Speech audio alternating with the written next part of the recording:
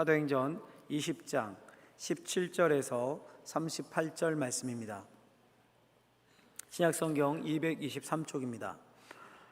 바울이 밀레도에서 사람을 에베소로 보내어 교회 장로들을 청하니 오매 그들에게 말하되 아시아에 들어온 첫날부터 지금까지 내가 항상 여러분 가운데서 어떻게 행하였는지를 여러분도 아는 바니 곧 모든 겸손과 눈물이며 유대인의 간계로 말미암아 당한 시험을 참고 주를 섬긴 것과 유익한 것은 무엇인지 공중 앞에서나 각 집에서나 거리낌 없이 여러분에게 전하여 가르치고 유대인과 헬라인들에게 하나님께 대한 회개와 우리 주 예수 그리스도께 대한 믿음을 증언한 것이라. 보라 이제 나는 성령에 매여 예루살렘으로 가는데 거기서 무슨 일을 당할는지 알지 못하노라. 오직 성령이 각 성에서 내게 증언하여 결박과 환난이 나를 기다린다 하시나 내가 달려갈 길과 주 예수께 받은 사명 곧 하나님의 은혜의 복음을 증언하는 일을 마치려 하면은 나의 생명조차 조금도 귀한 것으로 여기지 아니하노라. 보라 내가 여러분 중에 왕래하며 하나님의 나라를 전파하였으나 이제는 여러분이 다 내 얼굴을 다시 보지 못할 줄 아노라. 그러므로 오늘 여러분에게 증언하거니와 모든 사람의 피에 대하여 내가 깨끗하니 이는 내가 거리끼지 않고 하나님의 뜻을 다 여러분에게 전하였음이라. 여러분은 자기를 위하여 또는 온 양떼를 위하여 삼가라. 성령이 그들 가운데 여러분을 감독자로 삼고 하나님이 자기 피로 사신 교회를 보살피게 하셨느니라. 내가 떠난 후에 사나운 이리가 여러분에게 들어와서 그 양떼를 아끼지 아니하며 또한 여러분 중에도 제자들을 끌어 자기를 따르게 하려고 어그러진 말을 하는 사람들이 일어날 줄을 내가 아노라. 그러므로 여러분이 일깨어 내가 3년이나 밤낮 쉬지 않고 눈물로 각 사람을 훈계하던 것을 기억하라. 지금 내가 여러분을 주와 및 그 은혜의 말씀에 부탁하노니 그 말씀이 여러분을 능히 든든히 세우사 거룩하게 하심을 입은 모든 자 가운데 기업이 있게 하시리라. 내가 아무의 은이나 금이나 의복을 탐하지 아니하였고 여러분이 아는 바와 같이 이 손으로 나와 내 동행들이 쓰는 것을 충당하여 범사에 여러분에게 모본을 보여준 바와 같이 수고하여 약한 사람들을 돕고 또 주 예수께서 친히 말씀하신 바 주는 것이 받는 것보다 복이 있다 하심을 기억하여야 할지니라. 이 말을 한 후 무릎을 꿇고 그 모든 사람들과 함께 기도하니 다 크게 울며 바울의 목을 안고 입을 맞추고 다시 그 얼굴을 보지 못하리라 한 말로 말미암아 더욱 근심하고 배까지 그를 전송하니라. 아멘. 기도하겠습니다. 하나님 아버지, 하나님의 말씀 앞에 우리를 세우심을 감사합니다. 이 말씀이 우리의 심령에 박히고 우리의 삶에 변화와 결단을 가져오는 말씀이 되게 하여 주옵소서. 예수님의 이름으로 기도하옵나이다. 아멘. 오늘은 바울의 고별 설교라는 제목으로 하나님의 말씀을 전하고자 합니다. 사진 한 장 보여주시면 누군지 한번 맞춰보십시오. 잘생겼죠? 누굽니까? 잘 아시네요. 메가더 장군입니다. 메가더 장군. 우리에게 이제 인천 상륙 작전으로 유명하죠. 그 작전을 한국 전쟁의 전세를 바꾸었던. 또 한 장을 더 보여주시면 이 누구 동상일까요? 어렵습니까? 좀 전에 메가더 장군 얘기했는데 메가더 장군의 동상입니다. 우리나라에 있는 건 아니고요. 필리핀의 코레이도르 섬이라는 섬이 있다는데 거기에 있는 동상이랍니다. 제 2차 세계대전 당시에 일본이 이제 필리핀을 공격할 때 메가더 장군이 저 섬에 이제 사령부를 두고 방어전을 지휘했다고 합니다. 근데 그때도 뛰어났겠죠. 대통령이 루즈벨트 대통령이었는데 그 메가더 장군의 실력을 보고 이제 태평양 전쟁 사령관으로 맡긴 겁니다. 저 섬을 떠나는 거죠. 코레이도르 섬을 병력을 부하들을 두고 호주로 이제 이동할 것을 사령부가 있는 것으로 명령합니다. 생사고락을 이제 함께했던 전우들을 두고 전쟁 중이잖아요. 지금 바다 그 항해 중에 무슨 일이 일어날지 모르는 전쟁 중에 위협을 무릅쓰고 옮긴 겁니다. 그 메가더 장군의 회고록에 이런 그 힘겨운 작별을 이렇게 쓰고 있습니다. 몇 줄 읽어드리면 그날 온종일 해안엔 간헐적 폭격이 계속되었다. 천천히 뒤를 돌아보았다. 그동안 사병들과 똑같이 자고 먹으면서 체중이 11kg나 빠졌기 때문에 전쟁에 찌든 낡은 군복 차림의 내 모습은 수척하고 창백했을 것이다. 훈장을 주렁주렁 단 사령관의 위험 있는 자태와는 거리가 멀었다. 모자를 들어 작별 인사를 하는데 머리가 띵해지면서 갑자기 안면 근육이 실룩 경련을 일으켰다. 그때 어느 두 사람의 대화 소리가 들렸다. 하사, 장군님이 무사히 이동하실 확률이 얼마나 되겠나? 그러자 무뚝뚝한 대답이 돌아왔다. 모르지. 장군님은 운이 좋으시니 한 20%나 될는지. 나는 어뢰정에 올라서며 말했다. 대위 준비됐으면 출발하게. 좀 짠하죠 여러분? 힘든 작별입니다. 그 항해에 물론 이제 살았겠지만 20% 적이 언제든지 포격할 수 있는 그 위험을 무릅쓰고 전우들을 뒤로하고 더 힘든 사선으로 떠나는 겁니다. 여러분, 마치 오늘의 본문이 이와 유사합니다. 사도 바울이 약 3년여간 눈물로 씨를 뿌렸던 에베소를 떠나면서 에베소 지역에 퍼져 있었던 그 에베소의 교회들, 가정교회의 리더들을 청해서 나눈 마지막 작별 인사입니다. 사도 바울의 고별 설교로라고도 불리는데요, 죽음을 각오하고 예루살렘으로 가는 그 사도 바울의 마음, 애절함이 절절히 다 담겨 있습니다. 제가 그 사도행전 본문 중에 개인적으로 특별히 좋아하는 본문이기도 한데요, 몇 주에 걸쳐서 이 바울의 고별 설교를 묵상해 보고자 합니다. 일단 큰 그림, 오늘 큰 그림으로 이 고별 설교를 통해서 바울이 말하고 당부하고 싶었던 것을 오늘 한번 생각해 보고자 합니다. 먼저 여러분, 바울의 고별 설교를 하면서 먼저 자신이 에베소에 있었을 때 그 사역을 회상을 합니다. 바울이 18절 보면요, 이렇게 시작을 해요. 오매 그들에게 말하되 아시아에 들어온 첫날부터 지금까지 내가 항상 여러분 가운데서 어떻게 행하였는지를 여러분도 아는 바니. 오매 이렇게 시작하죠. 누가 온 겁니까? 지금 에베소 교회 지역의 에베소 지역의 교회 장로님들, 요즘으로 하면 이제 목회자들, 교회 리더들입니다. 보자마자 뭐라고 합니까? 지금까지 내가 항상 여러분들 가운데서 어떻게 행하였는지 여러분들도 아는 바니. 무슨 말이에요? 내가 지금까지 에베소에서 해왔던 사역들 가까이서 다 보고 아시죠? 이 말이에요. 한참 설교를 이어가다가 또 말합니다. 34절에 보면 여러분들이 아는 바와 같이 내 사역 다 아시죠? 또 묻습니다. 여러분, 왜 이렇게 내 사역을 다 아시죠? 반복하면서 강조할까요? 왜요? 데살로니가전서 2장에 보면 비슷한 강조가 나옵니다. 1절에 형제들아 시작하면서 너희가 친히 아는 바니, 2절에도 너희가 아는 바와 같이, 또 5절에 너희도 알거니와. 데살로니가 교회 편지를 쓰면서 너희가 아는 바와 같이 데살로니가에 있을 때 내가 이렇게 사역했다. 계속 주지시키고 상기시킵니다. 왜 그럴까요 여러분? 왜?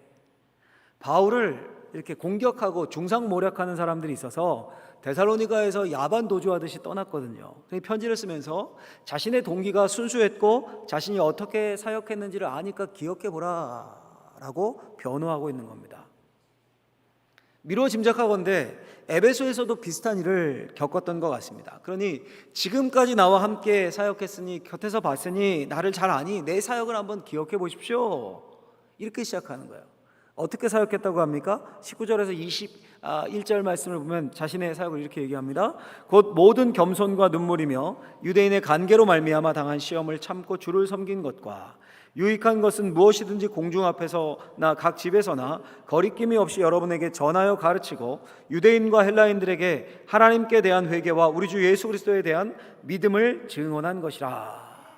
뭐라고 합니까? 내가 겸손과 눈물로 사역했습니다. 목회할 때 유대인들로 인해 모함도 받고 시험을 받아도 참고 오직 주님만 섬겼습니다.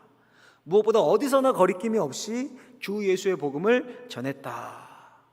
종합하면 뭡니까? 한눈 팔지 않고 최선을 다해 목양하며 주의 말씀을 전파하며 목회했다는 겁니다. 그리고는 뭘 말합니까? 이어서 장차 앞으로 받을 고난에 대해서 말을 해요. 장차 앞으로 자기에게 있을 일. 20절부터 24절을 보면 이렇게 말합니다. 보라, 이제 나는 성령에 매여 예루살렘으로 가는데 거기서 무슨 일을 당할는지 알지 못하노라. 오직 성령이 각성해서 내게 증언하여 결박과 환난이 나를 기다린다 하시나, 내가 달려갈 길과 주 예수께 받은 사명 곧 하나님의 은혜의 복음을 증언하는 일을 마치려 하면은 나의 생명조차 조금도 귀한 것으로 여기지 아니하노라. 무슨 말입니까? 이제 에베소를 떠나서 3차 전도 여행을 마감하고 예루살렘으로 갑니다. 근데 그게 편한 길입니까? 더 높은 자리, 영전에 가는 겁니까? 더 많은 사람이 더 안락한 자리를 찾아가는 겁니까? 그게 아니라 가면 무슨 일을 당할지 모릅니다. 오히려 결박과 환난이 기다립니다. 그래도 가야 한다는 거예요. 왜 그렇습니까? 바울의 관심사는 내가 어떻게 해서든지 살아남는 게 아니라 오히려 끝까지 하나님의 은혜의 복음을 전하는 사명을 완수하는 것이기 때문입니다. 예루살렘을 넘어서 로마, 스페인까지 복음을 전할 꿈을 꾸고 있는 겁니다. 그 사명을 완수하다가 죽을 수도 있어요. 그래도 가야 된다는 겁니다. 자, 여러분, 이 바울의 자기 고백적인 설교가, 간증이 섞인 자기 고백적인 설교가 에베소 지역의 그 가정교회 리더들, 장로님들에게 먹혔을까요? 우리 36절부터 38절 이 구절은 같이 한번, 오늘 결론 부분이죠, 같이 한번 읽어보겠습니다. 이 말을 한 후 무릎을 꿇고 그 모든 사람들과 함께 기도하니 다 크게 울며 바울의 목을 안고 입을 맞추고 다시 그 얼굴을 보지 못하리라 한 말로 말미암아 더욱 근심하고 배에까지 그를 전송하니라. 아멘. 큰 은혜를 받고 함께 무릎을 꿇고 기도하고 포옹하고 울며 작별 인사를 하고 배를 타고 가는 바울을 전송했습니다. 여러분, 제가 이 바울의 설교, 고별 설교를 좋아하고 읽을 때마다 감동하는 이유가 여기에 있습니다. 사도행전에 보면요, 그 설교가 많이 나옵니다. 베드로의 설교도 나오고요, 바울의 설교도 많이 나옵니다. 또 스데반 집사님의 설교도 나오고 10편 이상 나옵니다. 근데 그 설교의 대상이 다 누구냐 하면 예수 안 믿는 사람들, 예수 안 믿는 유대인들, 아니면 이방인들, 이런 사람들입니다. 요즘으로 하면 이제 다 전도 설교인 거예요. 예수를 믿으라는. 근데 유일하게 그리스도인들을 대상으로 한 설교가 오늘 본문이에요. 오늘 본문. 에베소 지역의 가정교회 리더들이 대상이니까 그리스도인들이죠. 여러분 생각해 보시죠. 바울을 향한 중상모략이 얼마나 많고, 외부 유대인들의 공격은 또 얼마나 많고, 비신자들의 공격은 얼마나 많았습니까? 아르테미스 신전 그 모형 만들어 팔던 사람들이 에베소에서 난리치고 뭐 이거 우리 사건 몇 주 봤지 않습니까? 그만 봐도 알죠. 바울이 가짜 목사라느니, 바울이 가짜 선교사라느니, 비리가 많고 자기 유익을 취하려 한다느니, 바울의 사역이 이게 문제고 저게 문제고 많은 중상모략이 있었을 겁니다. 그랬기에 바울이 뭘 강조하는 겁니까?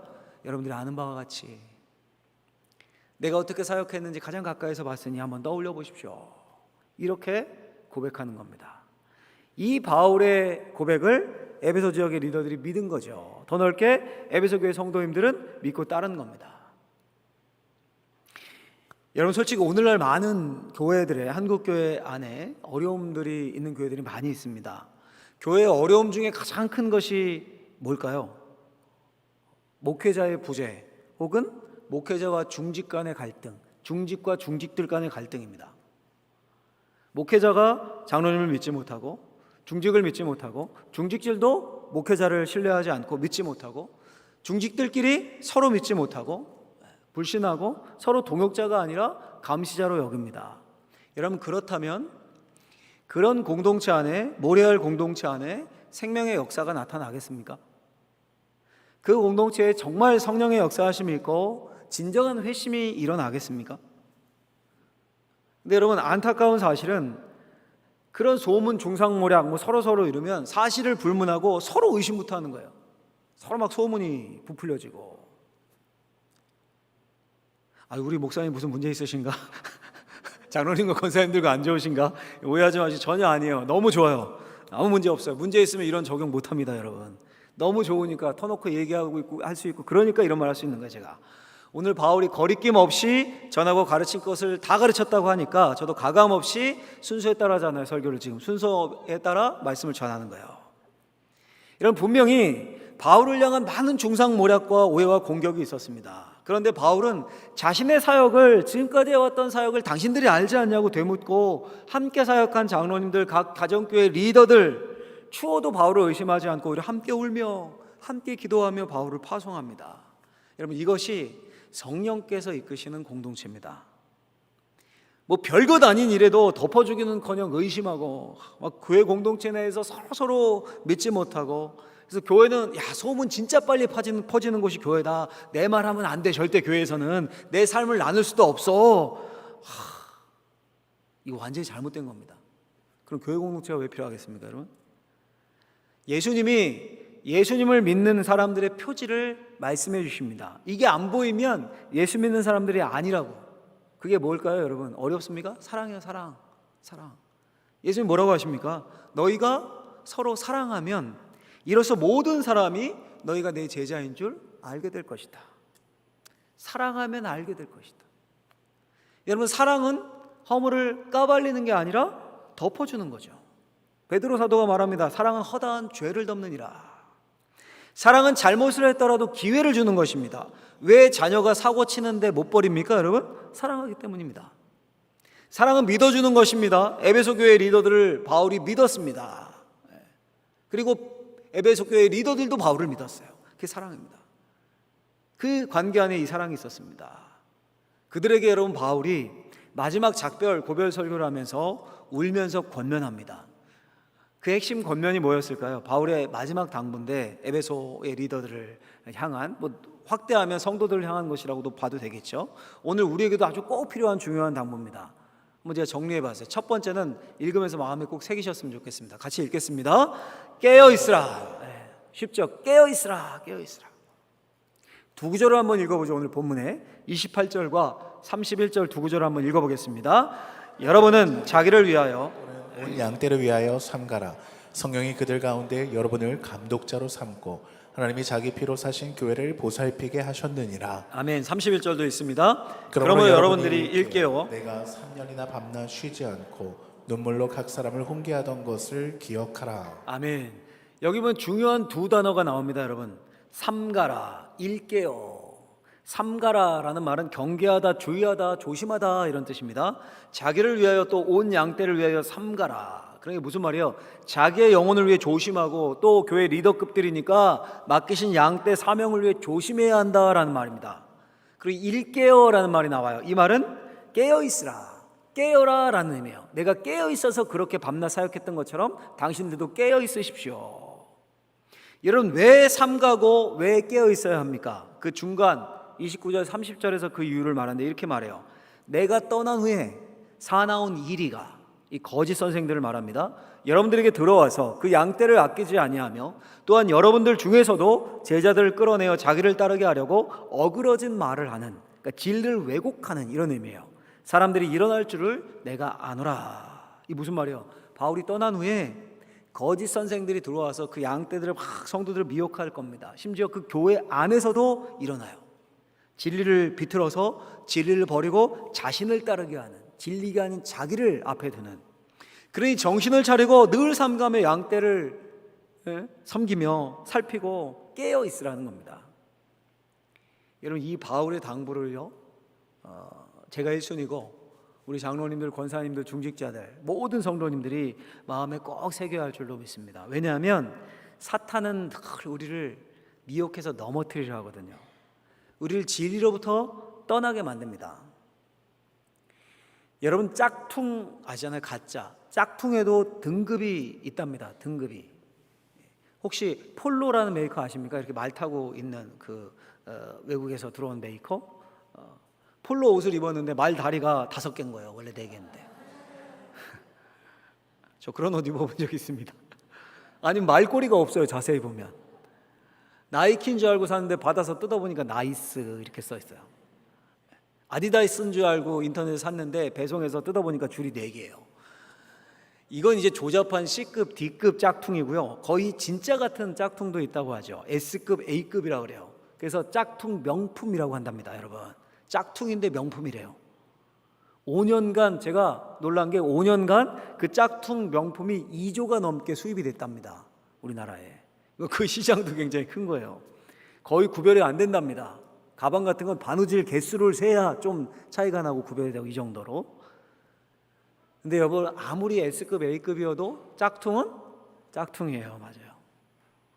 명품 매장 가면 AS 안 해줍니다. 짝퉁이라고. 사탄이, 거짓 선생들이 우리를 미혹합니다. 진리를 떠나게 합니다. 근데 확 티나게 나이키를 나이스로 바꾸고 폴로 말다리를 5개, 6개를 만들어 놓고 이렇게 우리를 넘어뜨리고 미혹할까요? 그렇지 않습니다. 교묘하게 우리를 넘어뜨립니다. 교묘하게. 진리가 100이면요 99는 같고 1이 다르게 접근하는 거예요. 1이 다르게. 우리를 진리에서 떠난 S급, A급 짝퉁으로 만듭니다.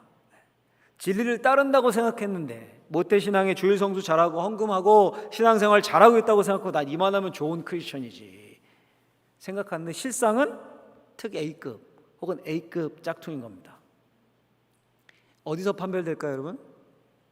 나중에 주님 앞에 서면 이게 진짜인지 짝퉁인지가 판별이 될 겁니다. 여러분, 오늘 본문을 잘 묵상해 보십시오. 바울이 에베소 교회 지도자들에게 삼가면서 양떼를 돌보고 교회를 보살피라고 말씀합니다. 한마디로 하면 자신이 눈물로 훈계했던 것처럼 사랑했던 것처럼 사랑하라는 겁니다. 그러니까 한 축은 사랑인 거예요. 사랑.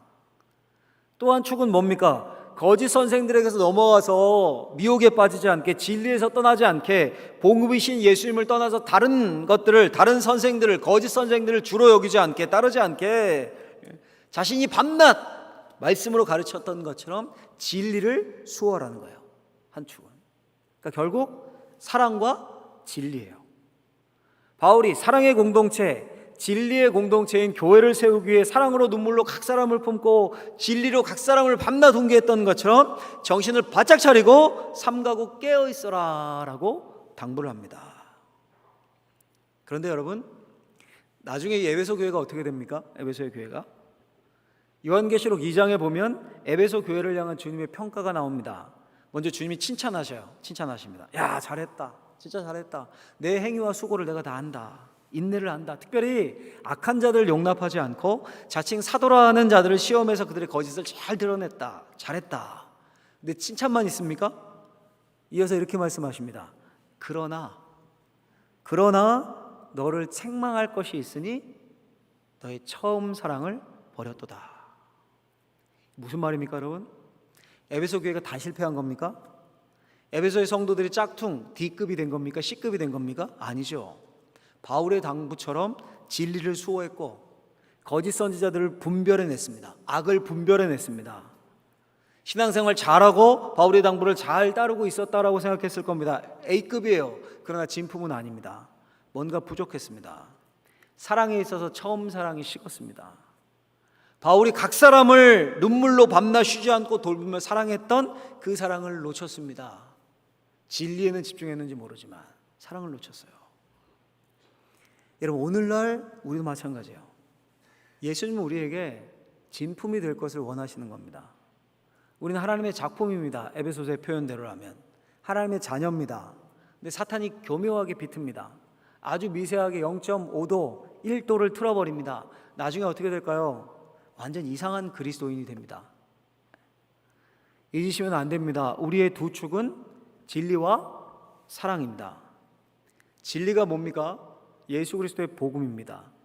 예수님을 믿고 그분이 내 주인이 되시며 내가 하나님의 자녀가 되었습니다. 우리의 노력으로 된 겁니까? 하나님의 은혜로 된 거예요. 구원은 선물이고 구원은 은혜고 구원은 값없이 주어진 공짜입니다.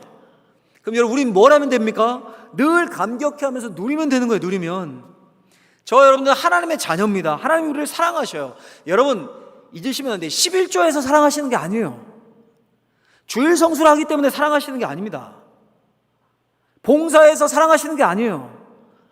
하나님이 하신 놀라운 구원 사건, 하나님이 직접 인간이 되셔서 이 땅에 오셨고 죄로 인해 죽을 수밖에 없는 날 위해서 죽으시고 부활하셨어요. 그 하나님이 하신 놀라운 일, 있을 수 없는 그 일을 내가 받아들이기에, 예, 맞습니다, 내가 인정하기에, 이걸 믿음이라고 하는 거예요. 믿기에. 그래서 그 핵심인 예수 그리스도를 내 주님이십니다 고백하기에 하나님과 같은 편이 된 겁니다. 그래서 하나님이 인정하시고 사랑해 주시는 거예요. 여러분, 이게 시시한 일입니까? 시시합니까, 여러분? 하나님이 하신 가장 큰 일, 온 세상의 구원 프로젝트, 그걸 피조물인 내가 인정하고 동의하고 받아들이는 게 시시한 일입니까? 엄청난 일인 겁니다. 엄청난 일이에요. 여러분, 재벌집 아들은 그냥 그 신분을 누리면 됩니다. 아우, 내가 왜 이 좋은 집에 안에 태어나가지고 감사해하며 감격해하면서 신분을 누리고, 그렇게 태어나지 못한 사람에게 노블리스 오블리제, 그런 삶을, 감사의 삶을, 감격의 삶을 살면 되는 거죠. 근데 재벌집 아들이 내가 이거 아르바이트 안 하면 아빠한테 이거 누가 되지 않을까? 늘 전전긍긍 한다면 이상한 거죠, 여러분. 주일 성수 안 하면 하나님이 벌 주시지 않을까? 11조 한번 빼먹으면 벼락 맞지 않을까?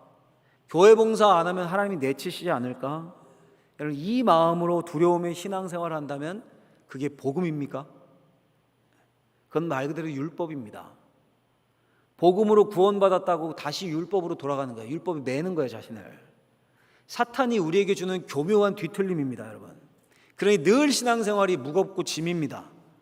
기쁨이 없습니다, 교회 오는 것도. 점점 시간이 지날수록 그렇게 됩니다. 여러분, 왜 주일 성수를 합니까? 사랑 때문입니다. 하나님의 그 사랑을 생각하면 할수록 너무 크니까 그 하나님 만나러 오는 거예요, 정기적으로. 왜 11조를 합니까? 내가 사랑하는 하나님께서 지금도 일하시니까 나도 거기에 조금이라도 동참하고 싶어서 11조하고 헌신 봉사하는 겁니다. 왜 이웃을 사랑합니까? 왜 특별히 성도들과 교제하며 공동체를 이루며 사랑합니까? 보니까 나와 같은 사람이 또 있어요, 옆에. 이 죄악된 세상, 뒤틀리고 깨진 세상에서 나와 같이 하나님의 사랑과 구원을 아는 사람, 그것을 인정하는 사람이 또 있습니다. 그러니 어떻게 동지애가 안 생기고 어떻게 사랑하지 않고 어떻게 공동체인 교회를 아끼지 않을 수 있겠습니까? 그래서 사랑하는 거예요. 여러분, 우리가 늘 깨어서 조심해야 합니다. 사탄은 늘 우리를 삼키려 합니다. 그게 여러분 소복 입고 입에 피칠하고 막 저승사자처럼 뒤에 어두운 기운 풍기며 그렇게 나타납니까? 그게 아니라 광명의 천사로 나타나서 늘 이 순서를 바꾸려고 합니다. 하나님의 은혜, 사랑, 복음을 교묘하게 뒤틀어서 우리의 열심, 노력, 행위를 앞에 두게 합니다. 그러면 메말라 버립니다, 여러분. 그러면 기쁨이 사라집니다. 옆에 성도가 경쟁자가 됩니다. 옆에 교회도 경쟁교회가 됩니다. 여러분, 이게 초대교회 때부터 사탄의 변함없는 전략이었습니다. 그리고 기가 막히게 잘 맞아 들어갔어요, 지금까지. 진리는 우리를 자유케 합니다. 진리는 우리를 사랑으로 이끕니다. 진리는 우리를 이끌고 지킵니다. 진리가 우리를 지키는 거예요, 여러분. 나 자신이 나를 믿을 수 있습니까? 진리가 우리를 지킨다는 것을 믿는 거예요. 하나님을 믿는 거예요, 여러분. 정신을 차리고 우리가 깨어서 참된 복음의 정수를 늘 마시며 진리와 사랑 안에서 자라가는 저와 우리 바가지제교회 모든 성도님들 되시길 예수님의 이름으로 축원합니다. 축원합니다. 두 번째로 바울이요, 이렇게 당부합니다. 두 번째 같이 한번 읽어보겠습니다. 하나님과 은혜의 말씀에 부탁한다. 하나님과 은혜의 말씀에 부탁한다. 오늘의 요절이라고 할 수 있는데요, 32절 말씀을 같이 한번 읽어보도록 하겠습니다. 지금 내가 여러분을 주와 및 그 은혜의 말씀에 부탁하노니 그 말씀이 여러분을 능히 든든히 세우사 거룩하게 하심을 입은 모든 자 가운데 기업이 있게 하시리라. 아멘. 여러분, 바울이 에베소 교회 리더들과 그 교회를 주님과 그 은혜의 말씀에 부탁한다라고 말씀합니다. 그럼 그 말씀이 그들과 교회들을 든든히 세운답니다. 여러분, 이게 무슨 말입니까 도대체? 이게 다시 여러분 상황을 생각해 보십시오. 바울의 고별 설교, 작별 설교입니다. 먼저 삼가고 깨어 있으라 이렇게 당부해요. 왜 그렇습니까? 외부에서 일대같이 거짓 선지자들이 들어올 거다. 그래서 진리를 비틀고 양떼를 먹을 거다. 또 내부에서도 그런 일이 일어날 거다. 자기를 높이고 우두머리가 되려고 분란을 일으킨 사람들이 생긴다. 그럼 여러분, 이런 상황이라면, 이런 상황이 온다면 그게 뻔하다. 뭘 준비해야 합니까? 저 같으면 이렇게 당부할 것 같아요. 우리 조직을 튼튼히 하십시오. 교회 조직을. 장로님, 권사님, 집사님 직제 만들고 당회 재직회 절차 잘 지켜서 누구 한 사람의 영향력이 커지게 하면 안 됩니다.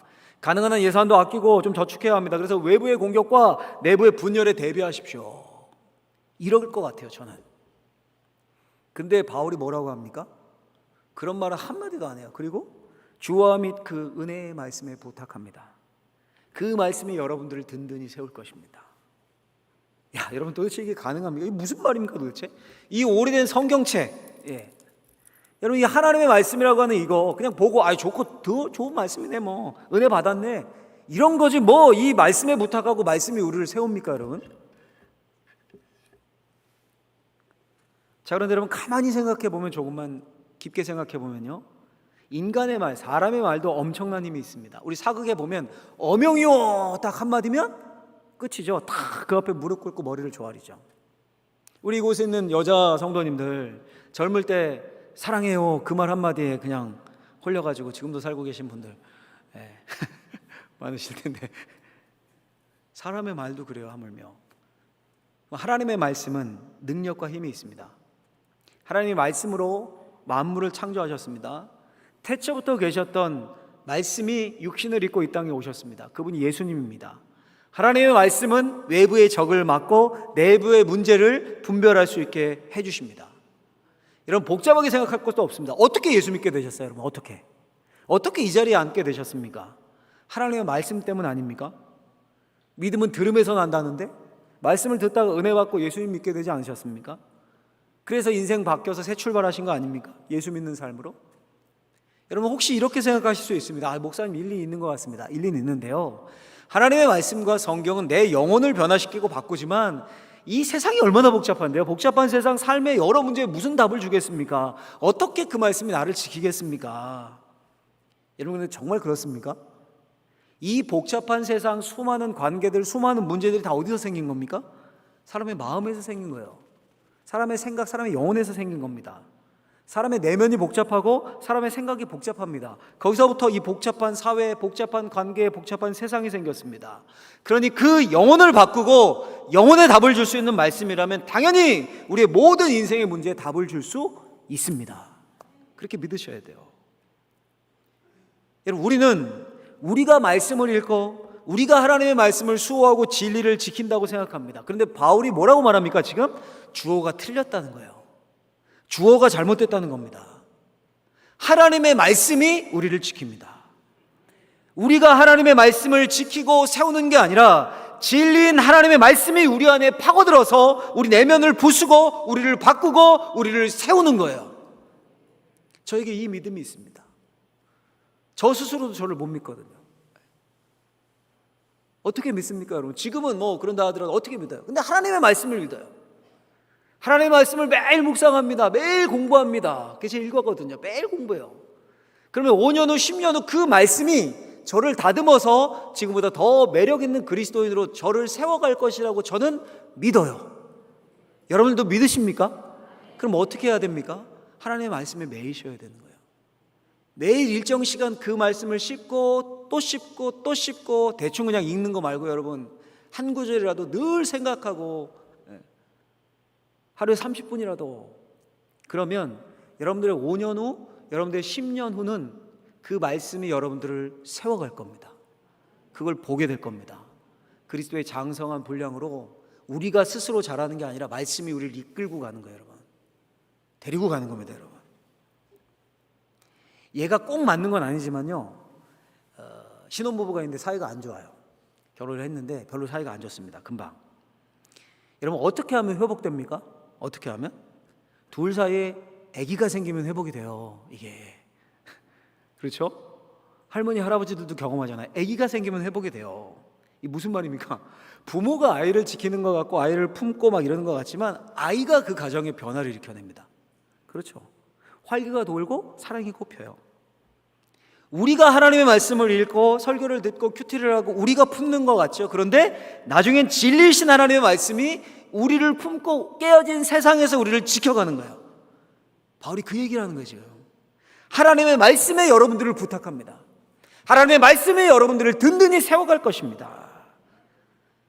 그러니 그 말씀을 듣고 그 말씀이 그런가 하여 생각하고 묵상하고 아무거나 아멘 아멘 아니에요 여러분. 생각하고 묵상하고 실제 그 말씀이 그런가 하여 진짜 그 말씀대로 굴복해 순종할 때 받아들일 때 정말 그 말씀이 그렇습니다 아멘 받아들일 때 그 말씀이 역사를 일으키고 내가 변해가는 겁니다. 그 하나하나의 경험이 쌓여서 그걸 뭐라고 부릅니까? 신앙의 성숙이라고 부르는 겁니다, 여러분. 오늘 이 사도 바울의 눈물 어린 당부를 꼭 마음에 우리가 새기고 늘 깨어 있어서 또 하나님의 말씀으로 든든히 세움을 받는 저와 우리 사랑하는 성도님들 되시길 예수님의 이름으로 축원합니다. 축원합니다. 기도하겠습니다. 하나님 아버지 감사합니다. 귀한 말씀 우리 심령에 받습니다. 늘 깨어있게 하시고 하나님의 말씀이 우리를 세워가는 것을 우리의 삶에서 경험하게 하여 주옵소서. 예수님의 이름으로 기도하옵나이다. 아멘.